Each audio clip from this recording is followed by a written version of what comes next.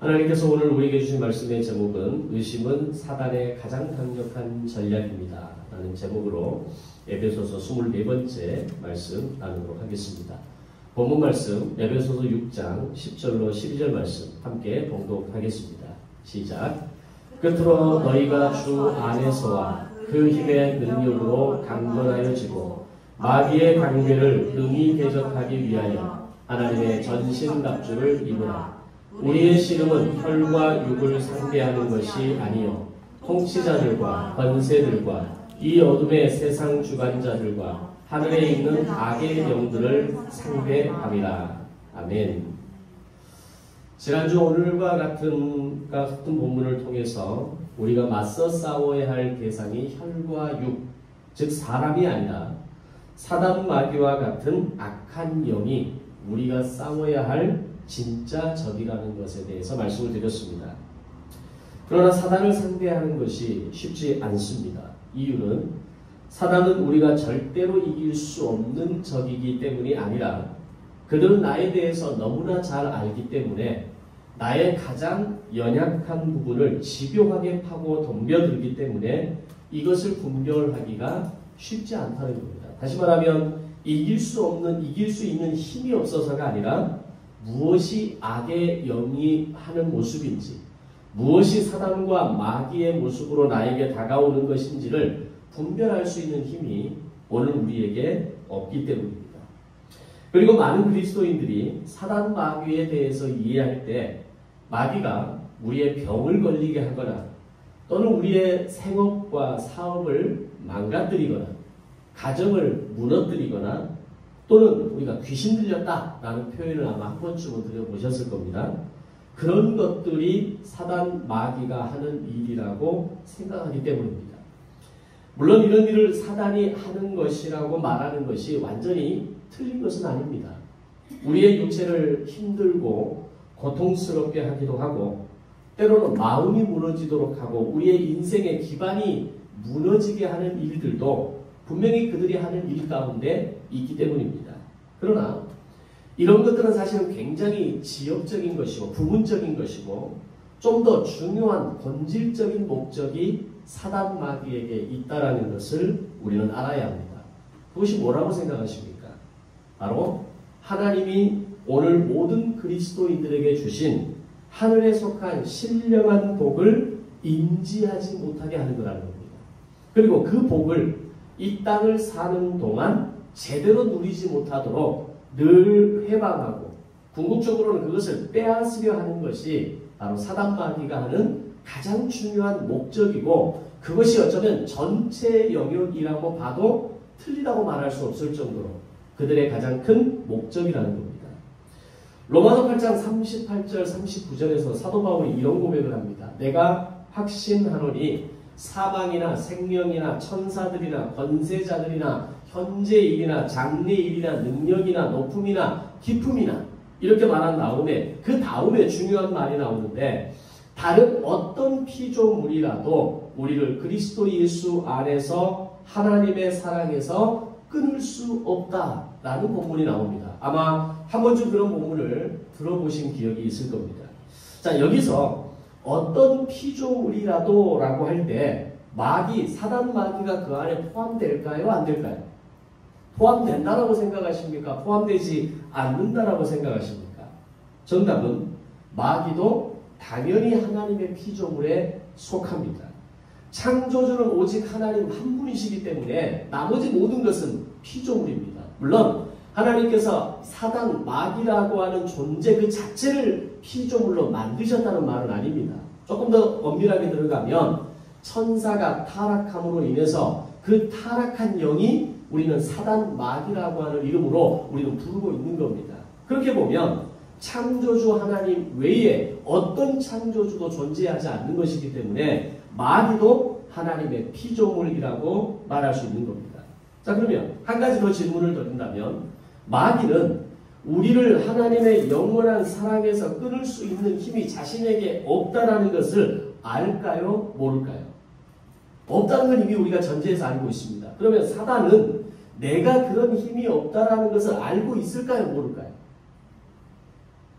당연히 알고 있습니다. 자신이 힘으로 하나님의 사랑으로 연결된 모든 그리스도인들에 대해서 그가 누구라 할지라도 그가 어떤 모습이라 할지라도 하나님의 사랑에서 절대로 끊을 수 없다는 것을 누구보다도 잘 아는 것이 사단이라는 겁니다. 따라서 마귀는 자신이 가진 수단과 모든 방법을 다 동원할지라도 하나님의 사랑에서 인간을 끊어놓을 수 없다는 것을 누구보다 잘 알기 때문에 그들이 택한 차선책이 있다는 겁니다. 그게 뭘까요? 바로 인간과 하나님의 사이를 왜곡시키려 한다는 겁니다. 진리의 말씀을 왜곡시켜서 우리로 하여금 진리를 보지 못하게 하거나 세상을 먼저 보게 하고 사람을 먼저 보게 하고 환경을 먼저 보게 하는 방법을 택한다는 겁니다. 이것으로 인해서 하나님과 오늘 우리 사이에 맺어진 언약을 왜곡시키고 그것을 깨트리려 하고 그것에서 벗어나려 하는 인간의 모습을 만드는 것이 바로 사단이 가지고 있는 가장 중요한 선택, 그들의 선택한 방법이라는 겁니다. 그리고 끊임없이 그런 사단 마귀의 이 왜곡된 진리를 통해서 세상과 나를 비교하게 만듭니다. 나라는 존재가 굉장히 초라하고 비참하고 한없이 부족하고 나는 왜 이렇게 불행한 인생으로 살아가느냐라고 하는 것을 스스로 인지하게 만들어버립니다. 그리고 끝에 가서는 모든 것을 포기하게 하고 그저 그렇게 세상을 아무런 힘도 없이 영향력도 없이 살아가도록 하게 만드는 것이 마귀가 가진 전략이라는 겁니다.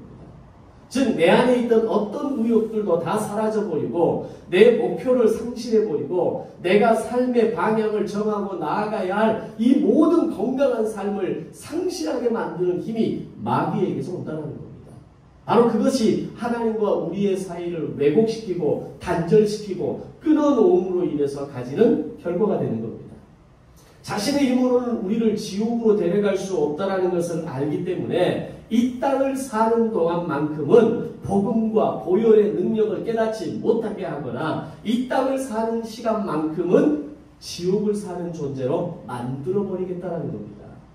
그렇게 하다가도 결국 하나님과의 관계를 끝까지 유지하고 있으면 그나마 다행인데 그런 지옥 같은 인생을 살아가는 어느 순간 하나님을 부인하게 되고 하나님을 저주하게 되고 하나님을 떠난 인간으로 만들어버린다면 그 사단의 승리가 되는 것이죠. 따라서 사단이 그리스도인들을 향해 할 수 있는 최고의 전략은 하나님과 인간의 관계를 끊어놓는 겁니다. 그것을 끊어놓기 위해서 이 땅의 삶을 지옥과도 같은 삶, 불행하고 오늘 내 삶이 비참하고 내 삶이 이것밖에 안 된다라는 생각을 끊임없이 우리에게 집어넣어주는 일을 하고 있다는 겁니다.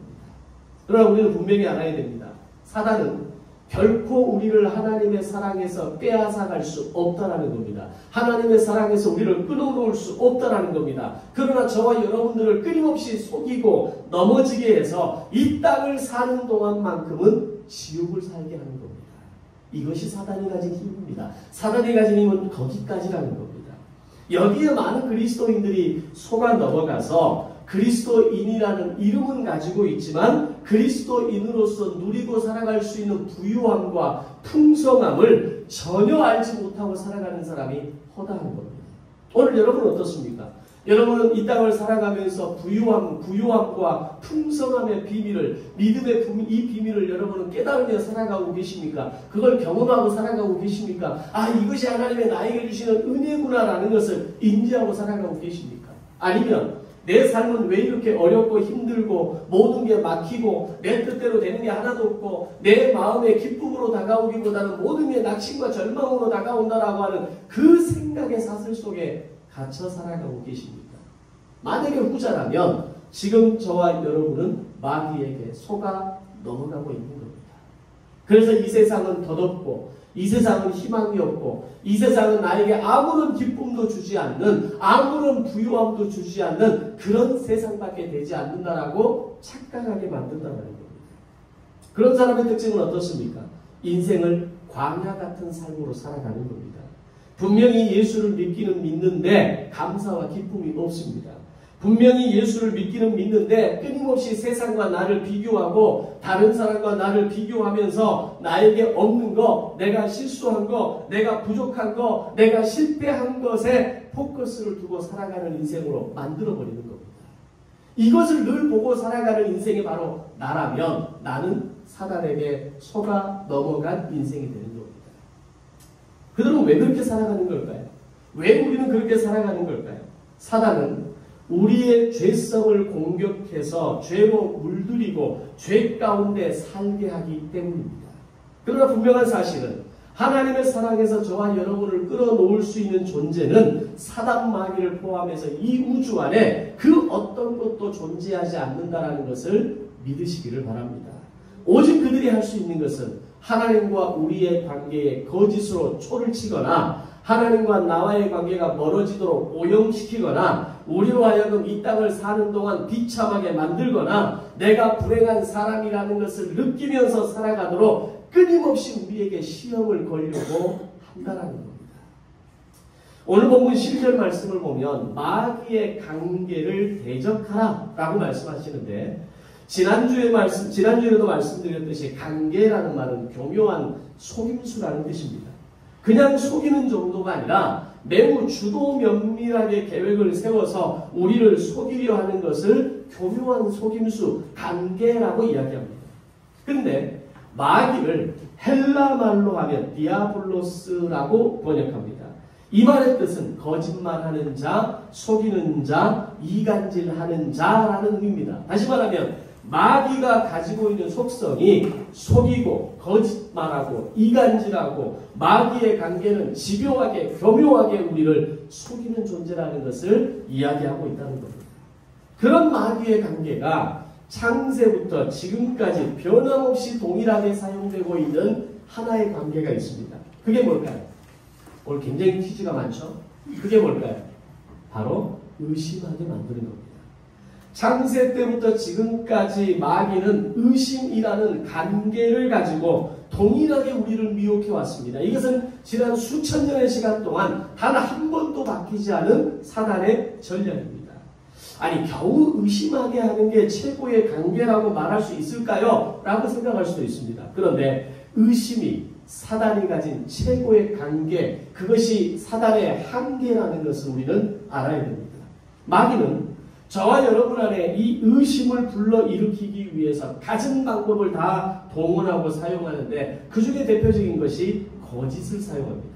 거짓을 사용해서 우리 안에 의심을 만들고 의심으로 거짓을 더 키워서 더 이상 믿음의 삶으로 살아가지 못하도록 만들어버리는 겁니다. 그래서 결국은 하늘에 속한 신령한 복을 이미 받은 사람임에도 불구하고 지금 에베소서가 계속 그 얘기하고 있잖아요. 너희는 하늘에 속한 신령한 복을 받은 사람이다. 그 신령한 복을 통해서 하나님이 하나 되게 하신 교회와 가정을 지키는 삶을 살아라. 이게 에베소서의 주제 아닙니까? 그럼에도 불구하고 전혀 그 신령한 복을 누리지 못하고 그저 종교인으로 그저 나는 기독교인이다라고 하는 그 이름만으로 살아가게 만들어버렸다는 겁니다. 그 대표적인 예가 에덴 동산에서 아담과 하와가 쫓겨난 사건입니다. 마귀가 뱀에게 들어가서 하와에게 가장 먼저 자극한 게 뭔지를 보셔야 됩니다. 의심이었습니다. 의심을 심어주었더니 하나님과 인간 사이에 균열이 만들어지기 시작합니다. 이 과실을 먹으면 정령 죽으리라 라는 강력한 말씀을 죽을까 하노라는 거짓의 말씀으로 전화시켜버렸던 겁니다. 그리고 하와가 자기와 함께한 남편에게도 이 선악과를 갖다 주게 되는데 이 말은 곧 남편에게도 의심을 불어넣었다라는 말입니다. 단지 그냥 선악과를 먹으라고 준 게 아니라 내가 의심을 받았던 것처럼 뱀을 통해서 의심이라고 하는 게 내 안에 들어온 것처럼 남편 아담에게도 의심을 집어넣어 준 겁니다. 여기서 우리가 체크해야 될 것은 사단이 하와를 유혹할 때 어떻게 미혹했느냐라는 걸 봐야 합니다. 뱀에게 들어간 사단이 하와에게 다가와서 야 하나님은 없어. 하나님이란 존재가 어딨니? 라고 직접적으로 접근하지 않았다라는 겁니다. 하와에게 무신론을 이야기하거나 하나님을 부정하라는 말을 직접적으로 던져주지 않았습니다. 아마 그렇게 말을 했다라면 하와는 단칼에 거절했을 겁니다. 요즘 말로 뱀탕 끓였을 겁니다. 그런데 오늘 하와에게 뱀이 다가와서 오늘 그에게 던져준 것이 직접적인 하나님에 대한 부인이 아니라 의심하게 만들었다는 겁니다. 말씀을 보면 하나님은 아담과 하와와 정한 시간에 만나서 산책을 했다라고 표현합니다. 이걸 동산에서 거리실 때라는 표현을 사용합니다.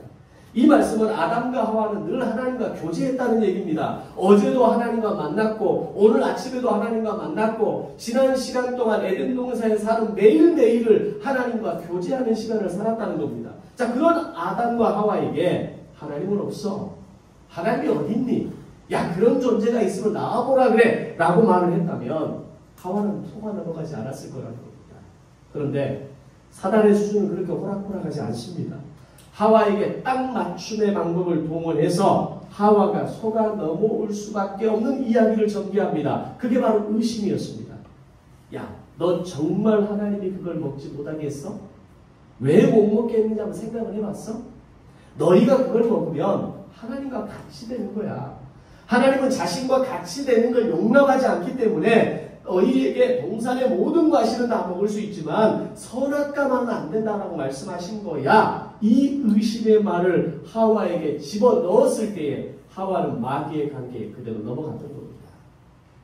우리가 신앙생활을 하고 있기에 잘 알고 계시듯이 하나님을 떠난 정반대의 이야기에 우리가 그렇게 쉽게 넘어가지 않습니다.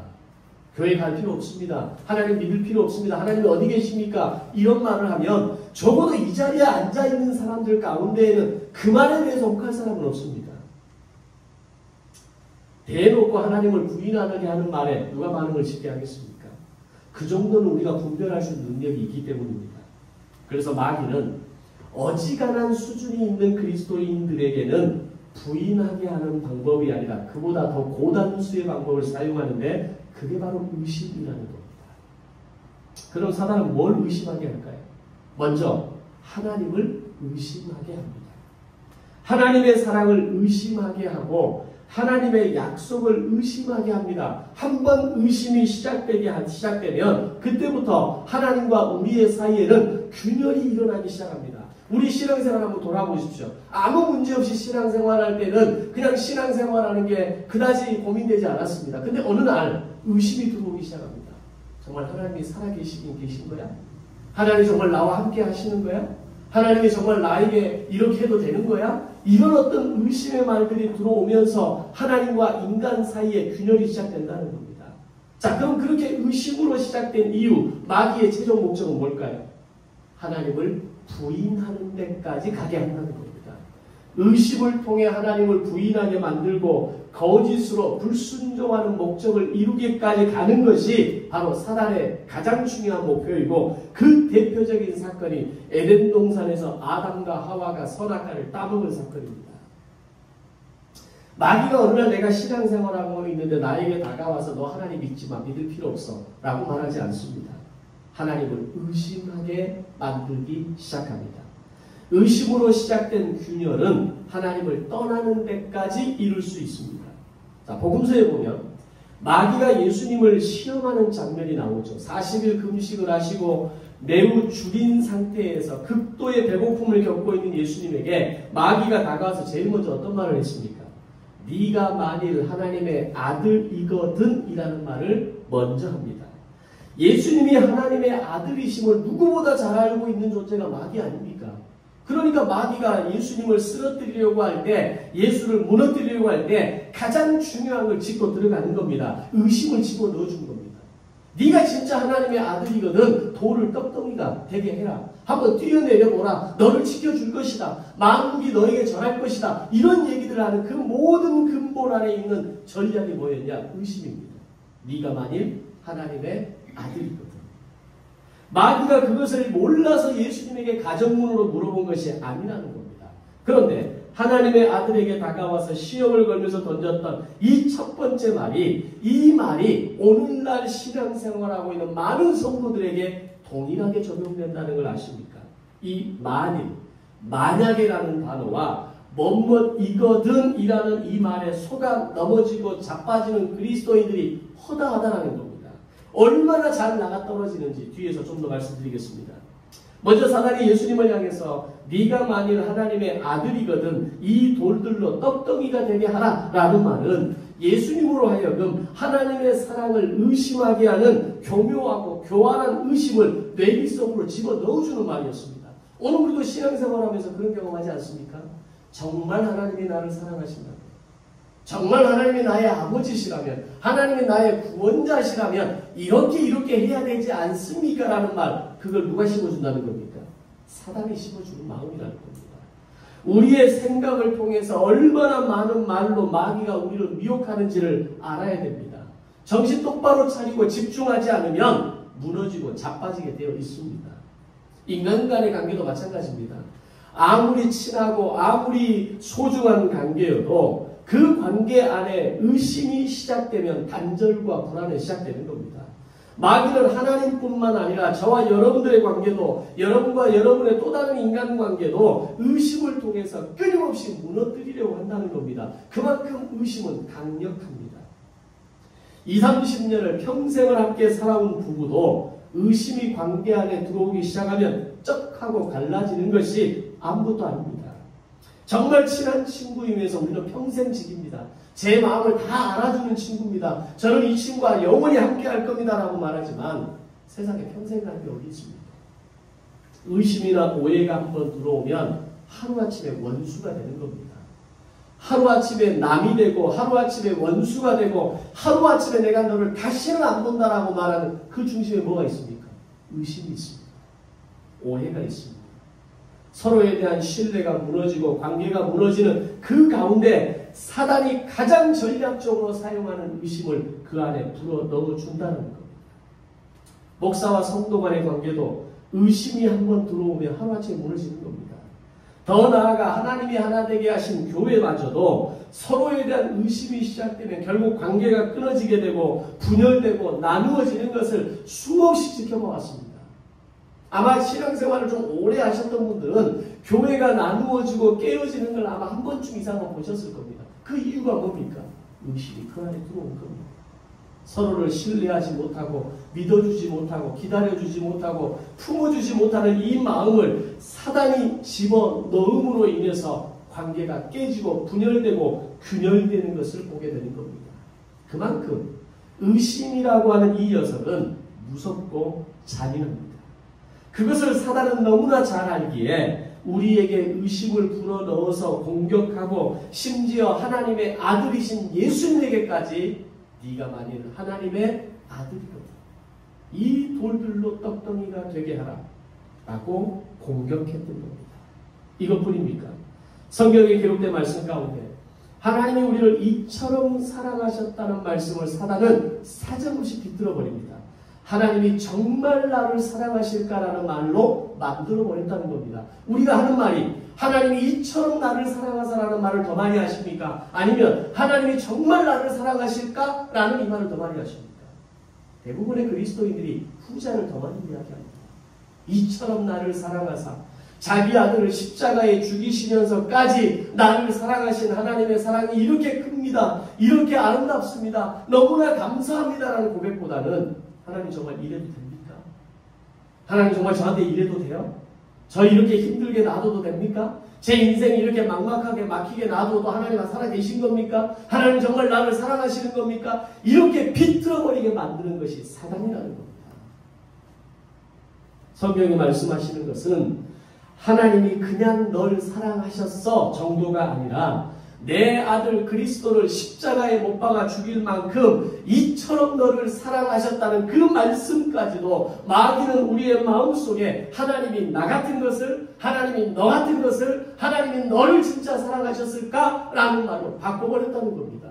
이게 사단의 전략입니다. 사단은 그만큼 강력합니다. 하나님의 사랑에서 끊을 수 있는 능력이 없을 뿐이지 우리를 끊어버리는 데까지 가도록 만드는 치밀하고 집요한 공격을 사용하고 있다는 겁니다. 그건 우리의 언어를 보면 금방 압니다. 내가 하는 말을 보면 금방 압니다. 내가 내 인생의 위기를 만났을 때, 어려움을 만났을 때 내가 어떤 단어를, 어떤 문장을 사용하는지를 보면 사단이 내 마음속에 있는지, 역사하는지, 나를 집요하게 공격하는 거기에 넘어갔는지를 금방 아는 겁니다. 하나님이 나 같은 걸 정말 사랑하실까? 이 말 안에는 뭐가 들어있는 겁니까? 의심이 들어있는 겁니다. 의심이 내 안에 들어오면 우리는 넘어질 수밖에 없습니다. 우리는 무너질 수밖에 없습니다. 우리가 이런 의심의 말에 한번 낚이기 시작하면 그때는 답이 없습니다. 누가 뭐라고 말을 해도 듣지 않습니다. 왜? 의심은 그만큼 강력하기 때문입니다. 설령 모든 정황이 그렇다 할지라도 우리의 생각의 의심은 거기에서 멈춰야 합니다. 그래야 우리가 살기 때문입니다. 의심에서 해결되는 것이 아니라 신뢰하고 기다리고 더 지혜로운 결정을 할 수 있는 모습이 오늘 우리에게 필요한 것입니다. 그런데 많은 성도들이 마귀가 던지는 이 한마디 말에 낚여서 스스로에게, 다른 사람들에게 이런 말들을 하고 살아갑니다. 만일 하나님이 너를 사랑하신다면, 하나님이 진짜 나를 사랑하는 것이 맞다면, 욥과 그의 친구들도 이 말에 걸려 넘어가지 않았습니까?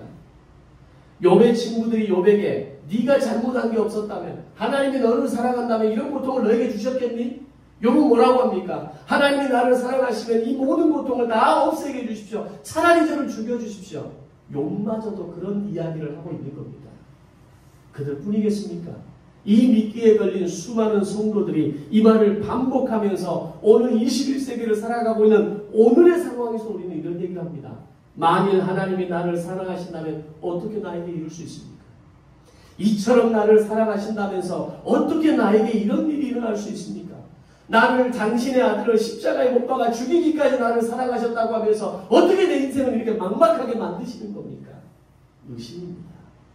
하나님이 나를 이처럼 사랑하신다면서 평생 예수 잘 믿고 교회 헌신하면서 살아오신 우리 부모님은 왜 병이 들고 왜 그런 시련을 우리 부모에게 주시는 겁니까?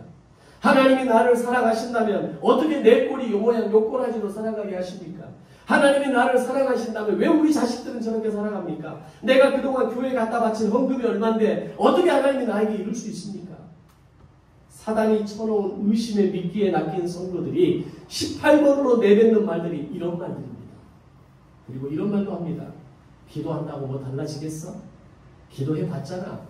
내가 기도했는데도 불구하고 아무것도 바뀌지 않았어. 구하라 찾으라 간구하라 해놓고 내 기도 제대로 들어준 적이 단 한 번도 없어.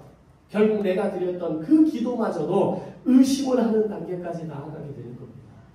여기에 누가 작용합니까? 여기에 누가 나는 그러지 않다라고 말할 수 있습니까? 우리는 끊임없이 이 사단의 의심의 전략 가운데 속아 넘어가고 그 미끼를 덥석 물어버려서 하나님과 우리의 사이의 균열이, 인간과 인간 사이의 균열이, 부부 간의 균열이, 자식 간의 균열이, 형제 간의 균열이 만들어지게 되어졌던 겁니다. 이것을 뒤에서 불화살이라고 표현합니다. 마귀가 쏘는 불화살이라는 겁니다.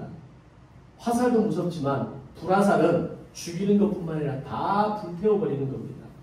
불화살에 대해서는 뒤에 좀 더 자세히 설명드리겠습니다.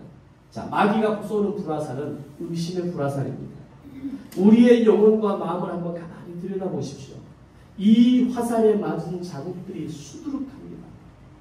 누군가에 대한 미움과 누군가에 대한 불신과 누군가에 대한 더 나아가서 하나님에 대한 불신과 의심이 그 수많은 불화살이 나에게 사방에 꽂혀서 그것에 속아 넘어가고 그 미끼를 덥석 물었던 오늘 나의 신앙의 과거들을 우리는 얼마든지 확인할 수 있는 겁니다. 의심의 불화살을 맞아서 화상을 입고 영혼이 시커멓게 타서 멍들어 있고 아파서 손도 못 댈 정도의 고통 속에서 살아가는 사람들이 허다하다는 겁니다. 마귀가 쏘는 불화살이 바로 그런 겁니다. 마귀가 쏘는 불화살에는 두 가지 정도가 있습니다. 하나는 앞에서 말씀드린 것처럼 하나님에 대한 의심입니다. 하나님이 사랑이시라면 이처럼 나를 사랑하신다면 어떻게 나에게 이룰 수 있습니까? 라고 하나님에 대한 의심의 불화살을 쏘는 겁니다. 또 하나의 불화살은 자기 자신에 대한 의심의 불화살입니다. 여러분 어떤 화살을 맞아보셨습니까? 또는 어떤 화살을 지금 맞고 계십니까? 첫 번째 화살이 이루고도 하나님이 사랑이야? 라고 말하는 화살이라면 두 번째 화살은 하나님이 사랑이신 것은 틀림없지만 나에게는 해당되지 않아. 하나님의 사랑이신 것은 분명하지만 나는 사랑받을 만한 존재가 되지 않아. 이 의심이 두 번째 불화살입니다. 여러분 어떤 화살을 맞고 계십니까?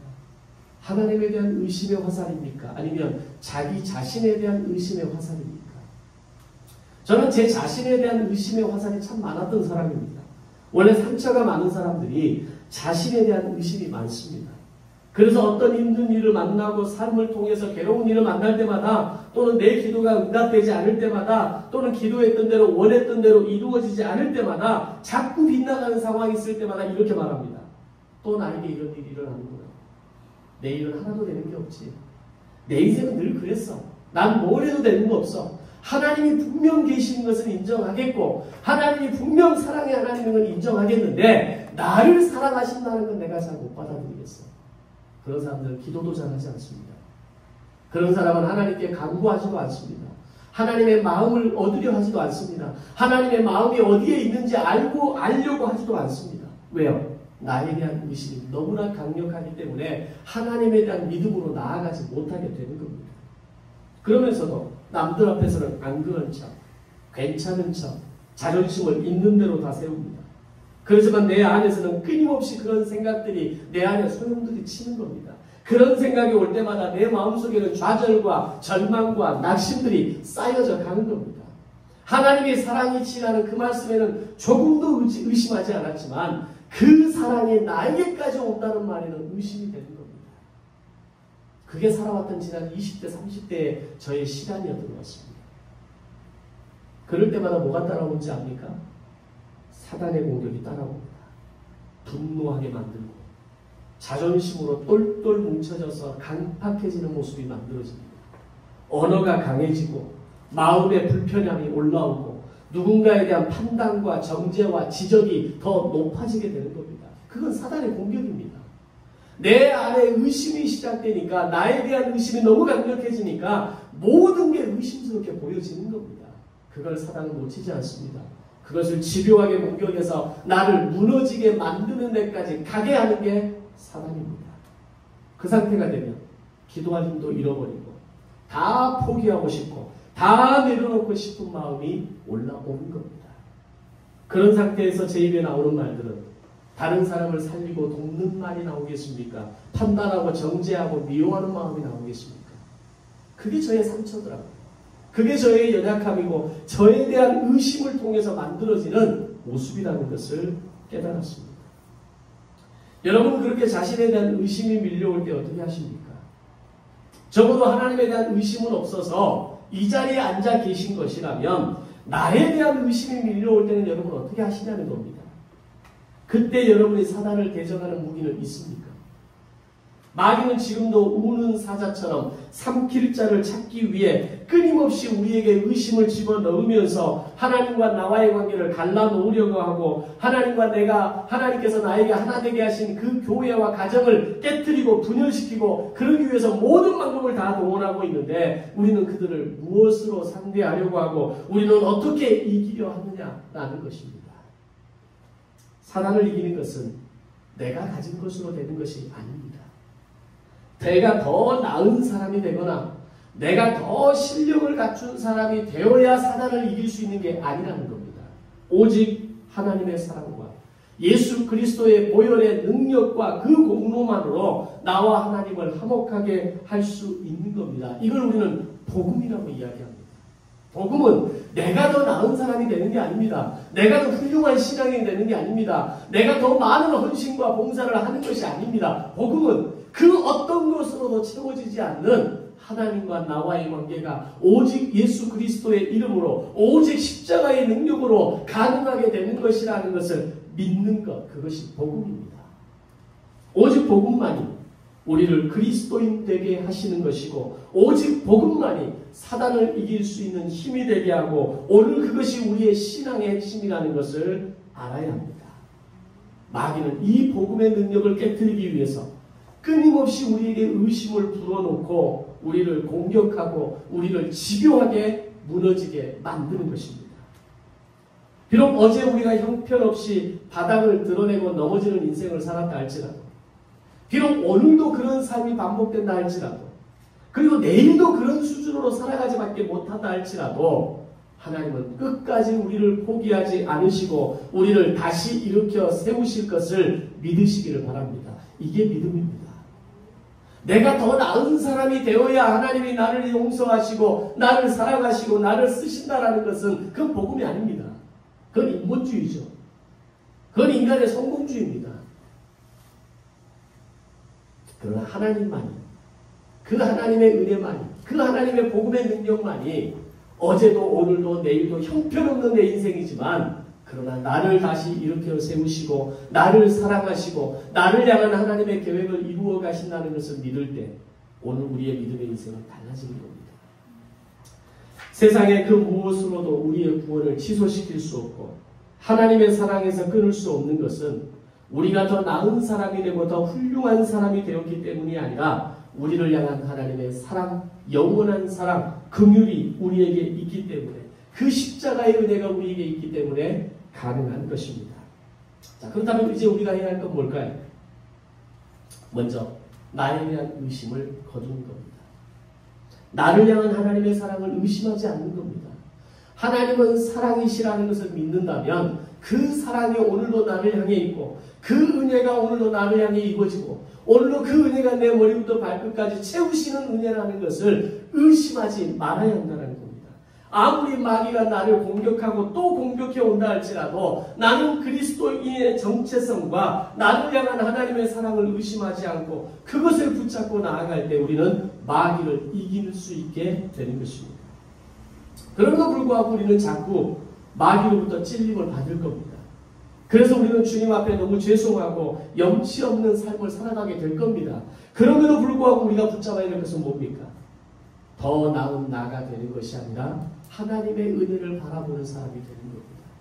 은혜의 자리로 나아가는 겁니다. 그 은혜의 자리란 뭡니까? 예배의 자리이고 성경을 읽는 자리이고 기도하는 자리이고 생활 선교사의 자리가 오늘 우리의 은혜의 자리가 되는 것입니다. 절대로 내가 더 나은 나를 만들 수 없습니다. 오직 은혜만이 나를 나되게 할 수 있으며 내 안에 있는 의심을 거둬들일 수 있게 만드는 것입니다. 하나님께는 염치 없지만 우리는 그때마다 은혜의 보좌 앞으로 나아가야 합니다. 우리가 갈 곳은 거기밖에 없기 때문입니다. 그러면 이렇게 되었을 때 그 은혜의 보좌 앞으로 나아갔을 때 어떤 변화가 일어날까요? 예전처럼 우리는 쉽게 다치거나 쉽게 넘어지거나 쉽게 무너지지 않습니다. 왜 그럴까요? 내가 잘한 것으로 주님께 나아가거나 내가 못난 것으로 주님께 나아가지 않고 은혜의 보좌 앞으로 나아갈 때 십자가로 나를 보기 때문입니다. 인간 정성국의 모습이 아니라 예수 안에 있는 정성국으로 보기 때문에 예수 앞에 있는 나를 보는 순간 주님이 하신 그 모든 일들이 바로 나를 위해 하신 일이라는 것을 우리는 비로소 깨닫게 되는 겁니다.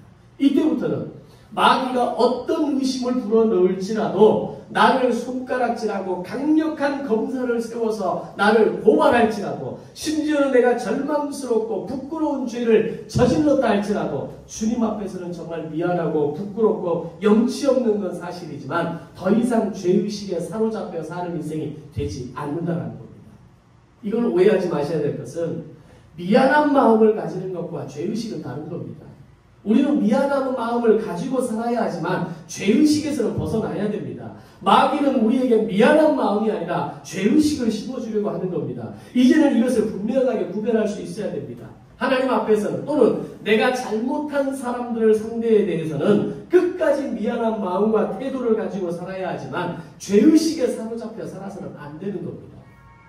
그런데 많은 사람들이 착각하는 것은 죄의식에 사로잡혀 살지 말아야 한다는 말을 미안한 마음마저도 버려야 한다고 착각한다는 사실입니다. 그래서 잘못된 기독교가 나오는 겁니다. 그래서 미량이라는 그런 영화가 나오는 것이고 그래서 이 땅에 왜곡된 신앙을 가지고 살아가는 수많은 사람들이 나오는 겁니다. 하나님 앞에 우리는 미안해해야 됩니다. 나로 인해 상처를 입은 사람들에게 우리는 미안해해야 됩니다. 그러나 죄의식에 사로잡혀서 하나님 앞으로 나아가지 못하게 되는 지경까지 가서는 안 된다는 겁니다. 왜 그렇습니까? 나의 모든 죄가 이미 십자가에 다 못 박혔고 예수님의 그 십자가 사건을 내가 믿음으로 받아들이는 순간 그것이 나의 십자가가 되었기 때문입니다. 그것이 나의 모든 죄를 도말했기 때문입니다. 나의 모든 죄를 씻어냈기 때문입니다. 이전에는 마귀가 나를 공격할 때마다 미치겠고 다 내려놓고 도망가고 싶고 이제는 마귀를 어떻게 대응해야 되는지를 알기 때문에 우리는 마귀 앞에 당당하게 설 수 있는 겁니다. 마귀를 복음으로 물리치면 더 이상 마귀는 우리에게 대항하지 못합니다. 내 자존심으로 이기고 내 기질로 이기고 내 오기로 이기면 마귀는 다시 옵니다. 그런데 말씀으로 복음으로 생명력으로 이기면 마귀는 더 이상 우리에게 대항하지 못합니다. 왜? 그렇게 공격에서 넘어오지 않을 거라는 걸 이제 알아버렸거든요. 그래서 나를 공격할 때 성경에 보면 한 길로 줄지어 들어오지만 내가 복음을 외치고 은혜를 사모하고 믿음으로 선포할 때 그들은 7길로 도망간다라고 성경은 기록합니다. 이게 믿음의 역사입니다. 우리가 인생을 살면서 한 줄로 밀고 들어오는 사단의 공격과 전략과 어려움 앞에 얼마나 속수무책으로 당했습니까? 하나 해결하고 나면 또 하나의 어려움이 옵니다. 그 문제 해결하고 나면 또 하나 어려움이 옵니다. 그 다음 그래서 내가 저버렸습니다. 그걸로 끝난 줄 알았는데 또 네 번째 마귀가 우리를 공격하고 우리를 무너뜨리게 오는 겁니다. 그때마다 우리가 왜 졌습니까? 복음으로 승부하지 않았기 때문입니다. 은혜의 자리로 나아가지 않았기 때문이다. 말씀의 능력으로 그들과 싸우지 않았기 때문입니다. 말씀의 능력으로 나아가는 순간 복음을 선포하고 하나님의 이름을 선포하고 십자가를 선포하는 순간 한 줄로 왔던 사단 마귀가 7줄로 물러가는 역사가 있을 줄로 믿습니다. 예수님에게 다가왔던 사단도 그렇게 오지 않았습니까? 첫 번째 사단이 나타나서 이 돌들이 떡덩이가 되게 하라. 두 번째, 세 번째 사단이 날아와서 계속해서 두 번째, 세 번째 공격을 합니다. 그때 어떻게 했습니까? 말씀으로, 신명기의 말씀으로 사단을 막아섰을 때, 말씀으로 그들을 공격했을 때 사단은 물러갔다라고 이야기합니다.